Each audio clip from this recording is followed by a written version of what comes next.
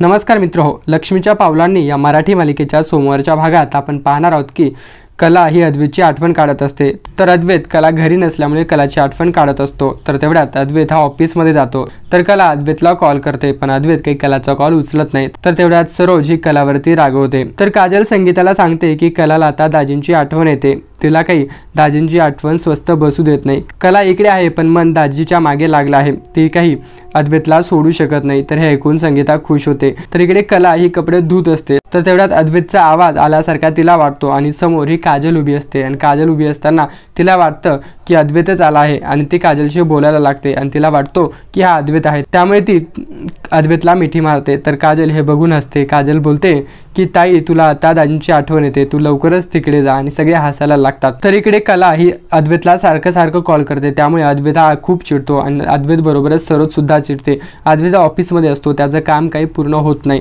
त्यामुळे तो बोलतो की या कलाचा आता मला काही बंदोबस्त करावा लागेल आणि तो कलाला कॉल करून खूप झापतो। तर इकडे संगीता कलाला बोलते की बाळा, हे घर आहे, घरात छोट्या मोठ्या गोष्टी होत असतात, घरात प्रत्येकाच्या गोष्टी ऐकून घ्याव्या लागतात, प्रत्येक गोष्ट ही मनाला लागू द्यायची नसते, घरात हे प्रत्येक गोष्टी होत असतात, त्यामुळे आनंदाने राहायचं असतं। अद्वैतचं तुझ्यावरती खूप प्रेम आहे, अद्वैत जरी मला बोलत असला तर तो तुझाच विचार करत होता, हे ऐकून कलाही आनंदित होते आणि अद्वैतची आठवण कलाला काही स्वस्त बसू देत नाही आणि ती पुन्हा अद्वैतला कॉल करते आणि इथेच मालिकेचा भाग संपतो। अशा नवनवीन मराठी मालिकेच्या स्टोरीज जाणून घेण्यासाठी आत्ताच आमच्या यूट्यूब चॅनलला सबस्क्राईब करून समोरील घंटीचं बटन दाबा आणि तुमचे मत कमेंट बॉक्समध्ये लिहायला विसरू नका। धन्यवाद।